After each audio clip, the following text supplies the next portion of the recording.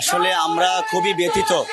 একজন আলেম দ্বীন আল্লামা শহীদ রইসউদ্দিনকে ২৬ তারিখ সমাবেশের পরে উনি যখন বাড়িতে ফিরবেন রেস্ট করার জন্য, ওই সেই মুহূর্তে তারা পরিকল্পিতভাবে ওনাকে পিটিয়েছে, তারপরে ওনাকে অপমান করেছে, জুতার মালা পরিয়েছে। এরপরে যখন পুলিশের হেফাজতে যায়, পুলিশের কাছে যখন মানুষের যায়, তখন যদি সে অসুস্থ হয় তাকে চিকিৎসা দেওয়া হয়, তাকে এটা না করে পুলিশের ওইখানে নিয়ে সে জীবিত অবস্থায় গিয়েছে কিন্তু মৃত অবস্থায় সে এসেছে।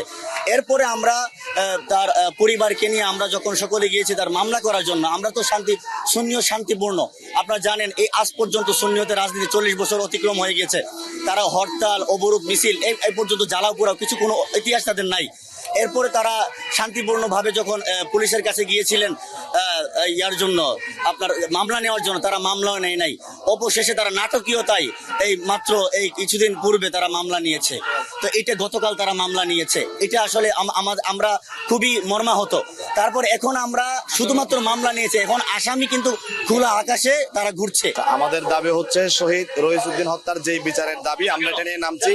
তবে এই বিচার আরো দ্রুত হতো এবং আসামিদেরকে আরো দ্রুত গ্রেফতার করা যেত যদি প্রশাসন একটু তার নির্দয়টা দেখাতো। প্রশাসন এই খুনিদের ছবি থাকার পরও, ভিডিও ফুটেজ থাকার পরও প্রশাসন তাদের গ্রেফতার না করে উল্টো তার পরিবারকে মামলার ভয় দেখাচ্ছে। আমরা এই সুষ্ঠু বিচারের দাবিতে এবং যারা এই কাজটা করেছে তাদের গ্রেফতারের দাবিতে আমাদের আজকের এই অবরোধ কর্মসূচি।